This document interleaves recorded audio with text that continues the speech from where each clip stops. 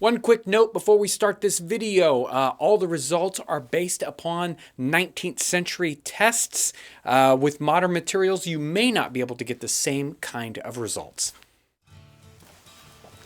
Today we're covering the top 6 historical egg preservation techniques. You will not believe how well number 1 works.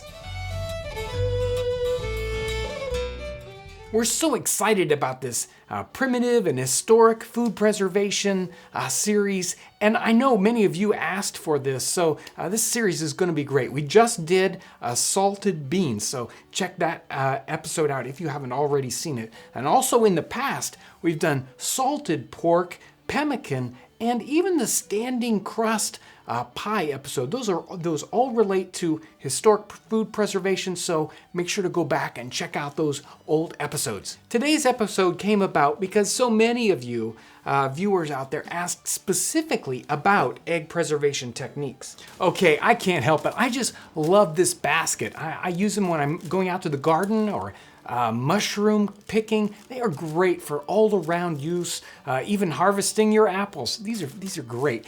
If you're interested, you can check them out on our website. I'll put a link down in the description section. Chickens in the 18th century were a good bit different than the chickens we have today. In fact, the two most common breeds are endangered species or endangered breeds these days. So the result of modern chicken breeding techniques results in much larger eggs and eggs being laid throughout the year, unlike 18th century chickens. So as a result, if you have a recipe that uses a lot of eggs in it, you'll probably want to use medium eggs instead of the standard large or extra large eggs to better replicate and get those ratios right in the recipe. So before we get started with these preservation methods, we need to talk a little bit about the chicken egg itself, and specifically the shell. The shells on chicken eggs, or all eggs for that matter, are porous. And that means bacteria and mold spores can get into your egg and ruin it, and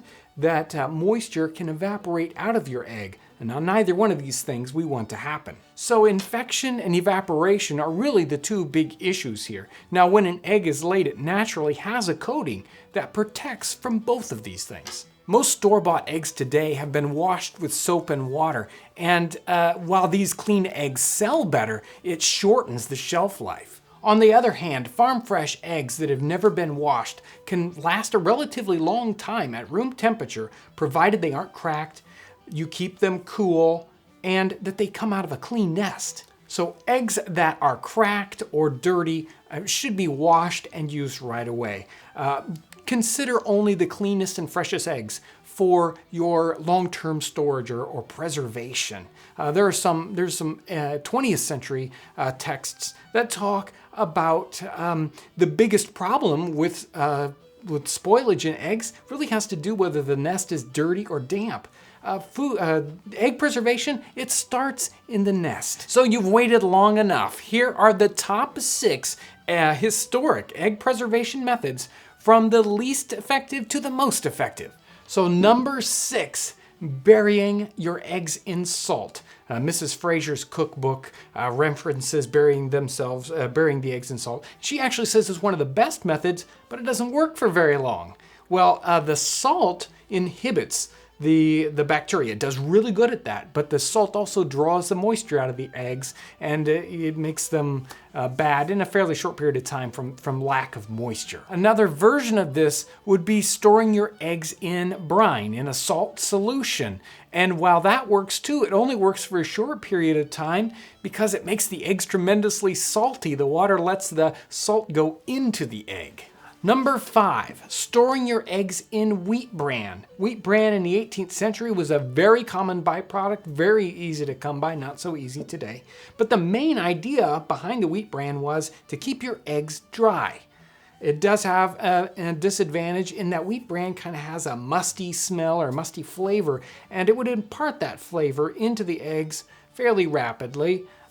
So that was one of the disadvantages. In the early 19th century, they did a number of experiments on egg preservation, and they tested this method, and they found that after 8 months, they had a failure rate of about 70%. So 70% of them went bad. But 30% of them were still good, and 30% is better than nothing. Method number 4 is coating your egg. There are references to both shellac or varnishing your eggs. But the big problem with varnishing or shellacking an egg is, okay, you've painted it, now what do you do with it? If you set it down any place, it sticks to whatever you've stuck it to or whatever you've placed it. So it's very difficult to dry. So they would suggest that you wrapped the egg in paper and this let the coating dry without sticking to anything. And this method can also be supplemented with one of these other methods, like taking these eggs that are already coated and putting them in the bran or the salt. So that brings us to number 3,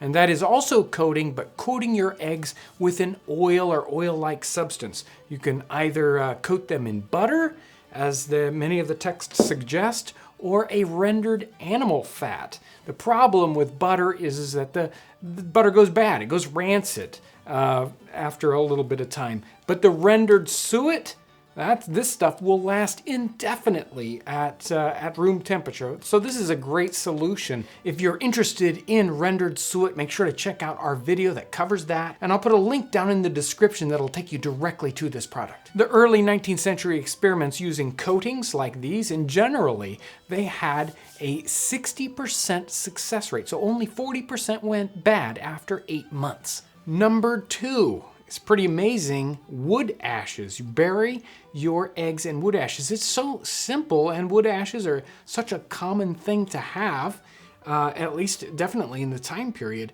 And really the best, really a stunning idea here is that with their experiments, they had a success rate of 80%. Only 20% of the eggs went bad after 8 months. It does have a little bit of a problem in that the eggs would take on a bit of an ashy taste, so there's a little bit of disadvantage there.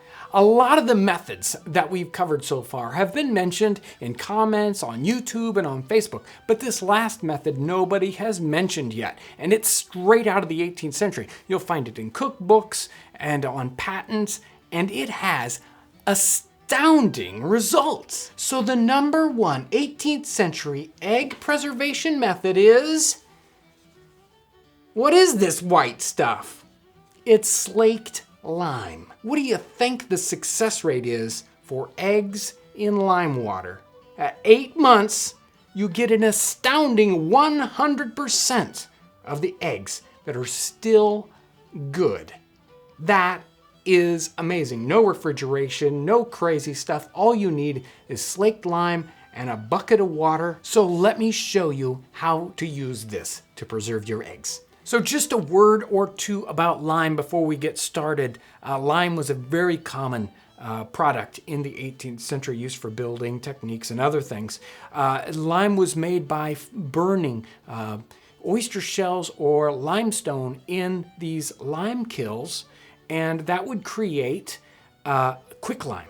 And quicklime, once you added it into water, would create slaked lime, and then slaked lime, actually, when you paint that on a wall or make it into, say, mortar mix, the slaked lime absorbs carbon dioxide from the air and creates limestone again. And that's what's so great about lime. It's this great circle of useful things you can do with it. I buy my slaked lime at a building supply store or, say, a masonry supply store. Ask for hydrated lime. This is not the same thing as the lime you would find in the garden supply section of your store. That's actually just ground up limestone. So to get started, we're going to need a watertight vessel. I'm not doing very many eggs today, so I'm going to use this 2-quart jar. These are available on our website. If you're doing a lot more eggs, you'll want a bigger vessel, something like a keg or anything that really holds water in a much bigger way. So to start, we're going to put a little bit of this powdered lime into the bottom of our vessel here. I'm just using a couple of ounces. If you're using something bigger, using the appropriate amount. And now, before we've poured anything in, let's just fill our vessel up with eggs.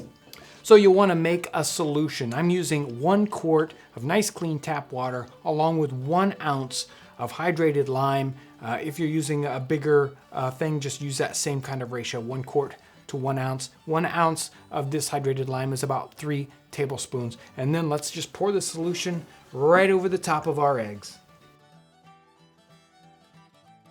So the recipes call for protecting this from evaporation, and most of the recipes suggested something like a layer of oil, maybe olive oil on top, and that will keep the water from evaporating. This jar happens to have a nice tight lid. The water's right up here to the surface, so I don't think I need a layer on this particular one. So all of these techniques continued to be used from the 18th century all through the 19th century and right into the 20th century until home refrigeration became very, very common. And there were only a few little additions. In the 19th century, you see the addition of, say, water glass being used that wasn't used earlier. But really, they were essentially the same. There are some 18th century references that refer to this technique and say the eggs will keep up to 2 years. That is incredible.